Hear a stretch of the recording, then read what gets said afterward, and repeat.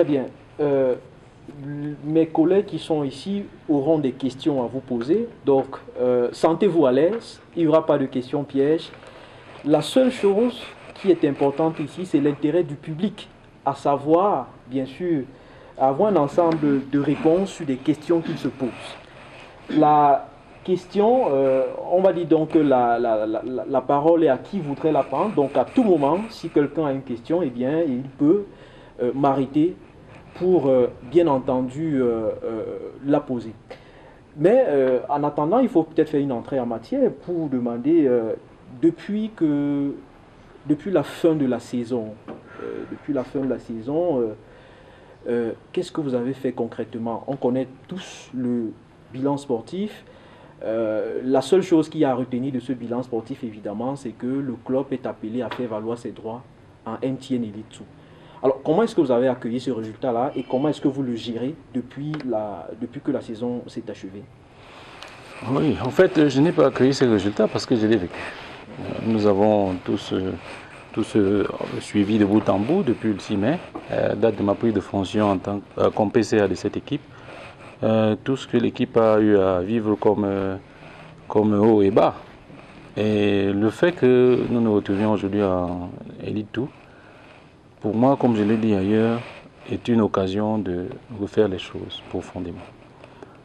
Ce que nous avons fait entre-temps, je dois avouer même qu'il n'y a pas plus d'une semaine et demie, nous étions encore engagés à la Coupe du Cameroun, qui s'est malheureusement achevée par cette défaite à Gaoundéré, pour des raisons que... Contre Sahel de Marois. Contre Sahel de Marois. Et entre-temps, il a fallu qu'on mette les gars en congé, et que tout de suite après, il était prévu que j'aille en vacances, mais vu l'importance de la suite des événements, je me suis dit qu'il fallait que je mette un peu un point sur ma propre vie, pour mettre devant cette équipe de Aigle Noir la main noire et mon rôle de président du conseil d'administration que j'ai pris la main sur le cœur. Donc ce que je veux dire, c'est que depuis on n'a pas eu de repos. Et nous sommes en train de réfléchir et je suis sûr que pendant ce débat, avec vos questions que je sais très pertinentes d'habitude, nous allons entrer dans tous les détails pour que les fils de la même loi propriétaire de ce club puissent être bien informés et puissent avoir une idée de ce que nous pensons pouvoir faire pour que cette équipe en fait décolle définitivement sur des bonnes bases. La parole est à présent à Steph Garonne-Choufak de Radio Kuala qui a une question. Bien, merci Président d'avoir accepté notre invitation. Ma question est la suivante. Monsieur le Président, les gens disent que c'est la guerre du leadership qui a renversé l'oiseau de la main noire. Quelle est votre réaction? Je voudrais déjà dire que c'est une perception des choses qui, enfin, ma foi, cadre avec l'environnement de notre département. La guerre de leadership, c'est pas ici qu'on entend ça, mais je dirais à l'Aigle, il n'y a pas eu de guerre de leadership. Quand nous prenons fonction au 6 mai, c'était un constat du conseil d'administration, un constat très alarmant de la situation de notre équipe que nous aimons tous. Les résultats, et à la fois sportifs et financiers, n'étaient pas de très bon auspice. Et il était question, pour ce conseil d'administration responsable, de prendre des décisions qu'il fallait en ce moment-là pour qu'on ne sombre pas définitivement. Je ne voudrais pas dire que l'équipe en place avait complètement sombré, mais je voudrais dire qu'il y a un moment où les choses peuvent vous échapper. Et c'est aussi au rôle de ce conseil d'administration de tirer la sonnette d'alarme pour qu'on ne se retrouve pas déjà au fond des choses sans avoir levé le petit doigt. Donc il n'y avait pas de guerre de leadership. Et je continue de dire que c'était un constat, constat des résultats sportifs, constat des résultats financiers. Et il fallait faire quelque chose, c'est ce que le conseil d'administration a fait. Quel est le bilan que vous faites concrètement de votre action à la tête de ce club-là? Je rappelle que vous avez pris fonction le 6 mai. J'ai pris fonction le 6 mai, mais avant j'étais bien actif en tant que bon supporter, en tant que premier vice-président de l'ancien bureau. C'est vrai qu'à cette époque-là, nos points de vue divergents ne nous permettaient pas de travailler ensemble, ça c'est pas un secret. Mais nous avons toujours eu la main sur le cœur par rapport à cette équipe.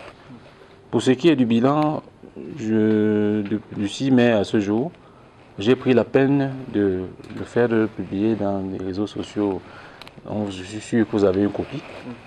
Et je ne sais pas si nous avons assez de temps pour revenir en profondeur là-dessus, mais vos questions pertinentes te permettront justement d'avoir le détail à tous les points que vous voudriez. Mais pour résumer, nous avons fait une dépense de 35 149 000 francs par là, pour un résultat sportif que vous connaissez de 22 points, malheureusement soldé par la descente en élite. Voilà un peu le bilan comme ça, brossé sur le pif de ma prise de fonction depuis que je suis là. La parole à présent est à Émile Difford qui brûle d'envie de poser une question. Ma question est la suivante. Merci d'abord d'avoir accepté notre invitation. J'aimerais savoir de vos 35 millions depuis le 6 mai. L'état financier de l'Aigle Royal à date de 6 mai, est-ce que ça vous permettait d'avoir ce type de finances à financer l'équipe ou ça venait de vous-même?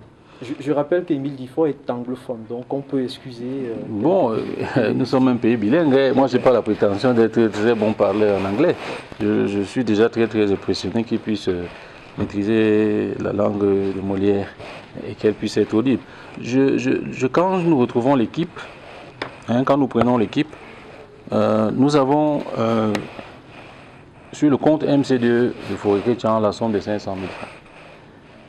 Cette somme de 500 000 francs, au matin de la prise de fonction, est passée à 150 000 francs dans la même soirée. Donc, je dois dire que nous retrouvons 500 000, mais nous utilisons 150 000 francs.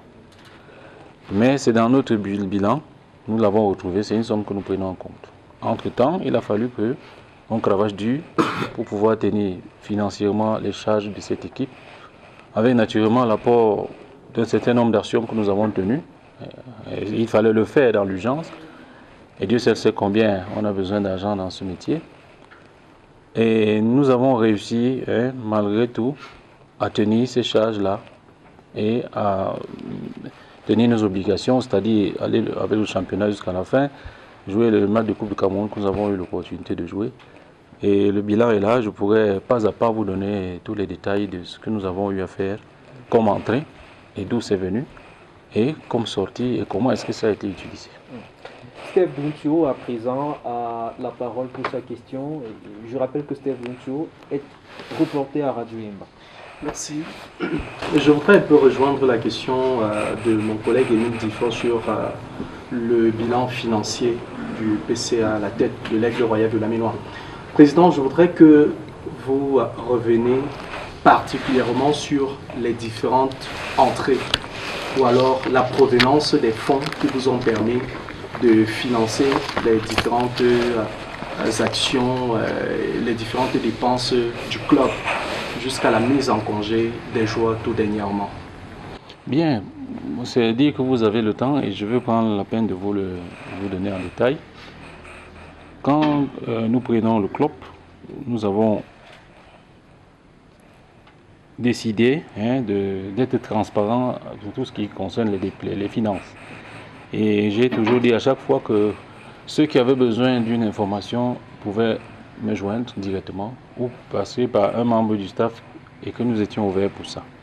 Alors, pour rejoindre la question de comment est-ce que nous avons trouvé les financements, je vais vous dire succinctement d'où vient cet argent. Nous avons eu en rubrique entrée les entrées au conseil d'administration. Je rappelle ici que selon nos statuts, pour tous ceux qui voudraient être membres du conseil d'administration les Royal Ménois, il fallait débourser la somme de 500 000 francs. J'ai autour de moi eu des gens qui ont sympathisé, qui ont pris le discours au sérieux et qui jusqu'aujourd'hui croient en ce que nous comptons faire de cette équipe, qui ont eu à débourser 3 millions de francs pour leur entrée au conseil d'administration, ce qui représente 6 personnes. Ce que nous avons trouvé très appréciable parce que c'est une action que nous appelons de tous vœux les fils de la Ménoire à perpétuer. C'est de là que vient le soutien réel au développement du projet que nous avons, au développement de cette équipe, pas simplement de critiques. Je ne veux pas entrer dans plus de détails. Je dirais les recettes de stade aussi nous ont donné un montant de 2 535 000 francs. Les fonds de la société NGV Trading Company que dirige mon épouse, qui a fait des accords avec nous pour nous subventionner, parce que vous savez que nous prenons l'équipe à une période où il n'y a pas justement de subvention. où il y a beaucoup de problèmes. Les fonds de la société se sont élevés après calcul à 9 460 000 francs. Teclair Palace, le directeur général qui nous accueille aussi gratuitement aujourd'hui, a eu à débourser 300 000 francs en complément de son apport pour être membre du conseil d'administration. Nous avons aussi eu à placer les cartes de membres pour un montant de 190 000 francs. Nous avons eu à placer des gadgets. Je dois préciser qu'en l'absence des gadgets, même à l'origine, qui étaient détenus par l'ancienne administration, et m'a-t-on dit c'était sous des accords avec l'équipementier qui exigeait que les sommes soient déposées en totalité pour qu'il restitue le reste des gadgets. Mais n'ayant pas déjà cette somme disponible et sans maîtriser les contours de cet accord, nous avons pensé ne pas trop nous concentrer sur cet objectif équipementier. Et quelques écharpes ont été confectionnées, juste pour que les gens qui en avaient vraiment besoin une couleur de l'équipe suive. Donc ces gadgets-là ont donné la somme de 13 000 francs. Et nous avons eu des subventions de la Ligue et de la Fédération d'un montant total de 15 460 000 francs. Nous avons eu une opération billet d'aide, et j'entrerai en détail au cours de notre causerie, qui a donné le montant de 3 638 000 francs et naturellement les 550 000 francs du compte MC2 que nous avons retrouvé. Donc voilà succinctement d'où viennent les 35 millions que je cite plus haut. Président, je rebondis et je m'arrête au niveau des billets d'aide. Lorsque vous avez lancé cette opération, beaucoup de personnes ont vu d'un très mauvais œil que seulement après quelques jours, après quelques mois, passé à la tête de l'équipe, vous lanciez cette opération appelant ainsi les fils du département de la Maine-Noire à cotiser pour qu'on vienne à parvenir aux besoins de l'équipe. Beaucoup de personnes ont considéré cela comme une honte pour l'équipe qu'est l'Aigle Royal de la Maine-Noire. Qu'est-ce que vous dites par rapport à cela? Eh bien, ça rejoint justement ce que j'ai eu à dire sur les ondes d'une radio de la place. Cette initiative ne vient pas du PCA de l'Aigle. Cette initiative, et Dieu sait combien les fils et filles de la Maine-Noire sont attentifs à la gestion de leur club, attentifs à tout ce qui pourrait, entre guillemets, être néfaste à l'image de ce club, qui est un club de cœur pour tous les fils de ce département. Nous avons, après la prise de fonction, engagé des victoires, 3 victoires précisément, qui ont remis du baume au cœur, qui ont fait une légère euphorie.